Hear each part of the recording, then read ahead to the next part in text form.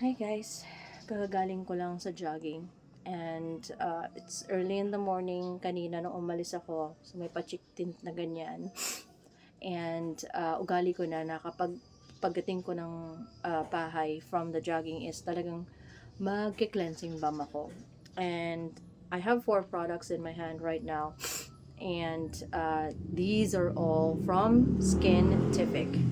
So first of all, I have the ice cream cleansing balm. So it said here purifying barrier. You know what? I have already tried this and super love the smell. So mahilig ako sa mga may smell like candy smell, and I really like yung smell nito. Tapos ganito yung kanyang thing. Okay. So try muna natin to. Yan. Ay! Ganyan siya.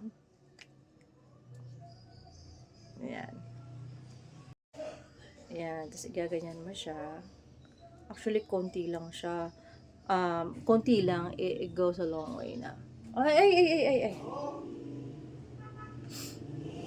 Ayan. So, pag sinabi ice cream, talagang literal na ice cream. Gusto ko nakakainin to eh. Tsare! Pero, aside from the really good smell, good packaging, gusto ko din yung fact na talagang nakakalinis siya. And hindi kailangan marami kang ilagay para lang malinis yung face mo. So, but anyway, yep, ito, close natin siya. Super love this. A fear ko lang is baka maubos ko agad kasi bet na bet ko siyang gamitin, guys. Ganun. So, hindi talaga ako like nagwawash ng face. Hindi ako mahilig magwash ng face kasi lagi akong nasa harap ng computer o di kaya sa phone ko because of work related. Tapos pag inaasikaso ko yung business ko, sa social media outreach ako, ganyan. So anyway, yan.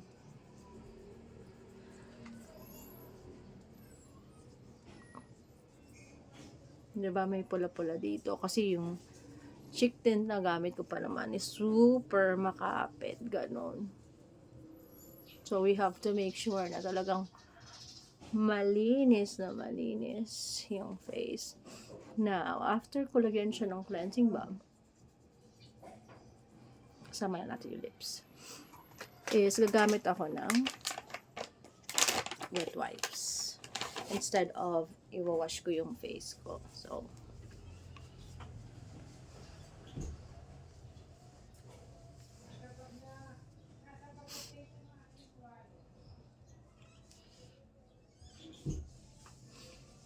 yan. Ganyan. Ewan ko, anything na mabango, it's like super. Kasi meron talagang gumagamit ng mga skincare products na they like na walang amoy, walang scent.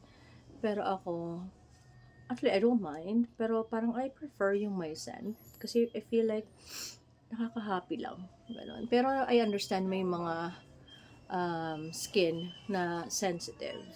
Kaya they prefer na walang scent. Anyway.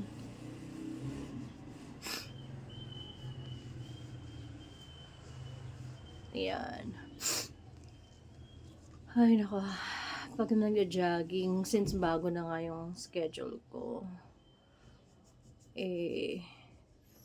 ang hirap pag sa morning kasi late na ako pumupunta. Therefore, naaabutan ako ng sobrang init na sa daan. And yung nakakapagod is hindi yung jogging, but yung sikat ng araw. Ayan. Ganyan siya. Ayan. I feel like, yes ma'am. Perfect. Anyway, let's go to the next product.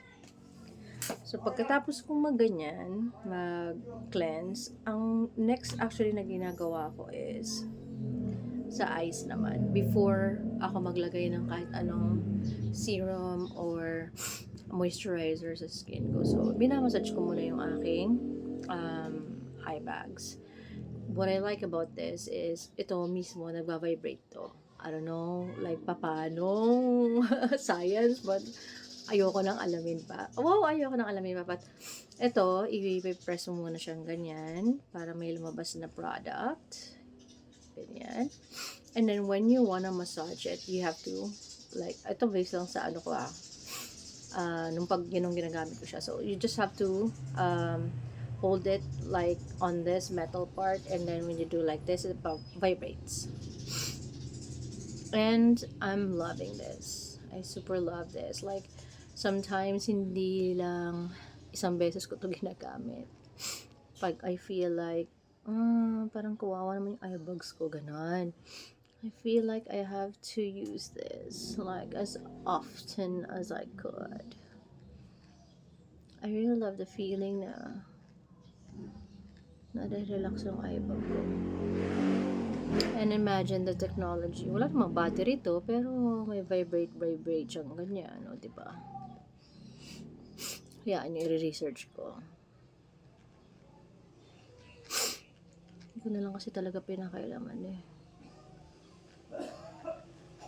Anyway.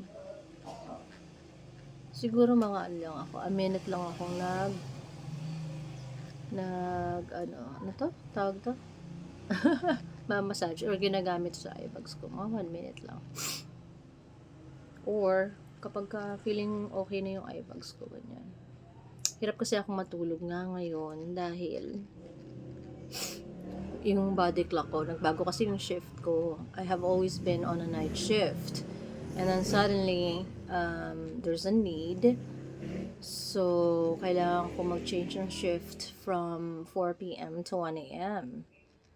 Tapos ng shift ko is 1 a.m., di ba? Ngayon, nagigising talaga ako kahit walang alarm or whatever.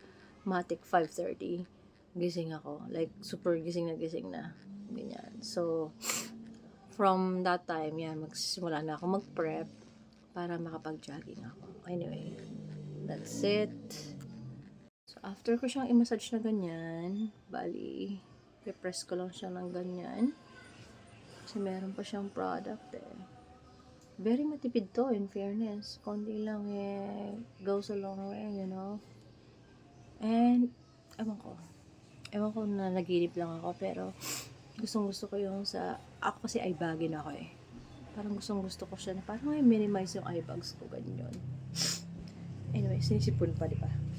Next is, now, this one.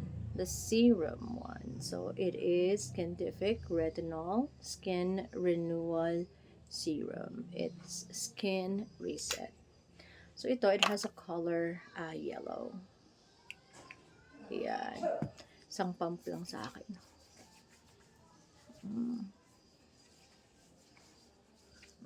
Yeah. And that's it. Antayin ko lang siya ng ganyan. And then, actually, I know I'm using like Skintific products, pero I'm also using this. It's eye care. And it is hyaluronic acid liquid. So, ito ay drops. So, ang ginagawa ko is, parang ano to eh, pwede mo siyang ihalo sa mga skin products mo. Ganyan. Tap-tap ko lang siyang ganyan. Ngayon lang naman ako naging maarte. Dati kahit ano lang eh, sabon. Actually, sabon-sabon lang naman talaga ako. Pero ngayong matanda na ako. Kailangan ko na ng skin products kasi, ewan ko, dati parang kaya kong super puyat pero hindi ako nagkakaroon talaga ng mga acne, whatever. Pero ngayon, ang bilis kong magkaroon ng acne. And then the last one is this one. Skin Cream Gel Moisturizer Truffle Biome. So, ganito siya. And then you scoop it like this. Ganyan. So, there.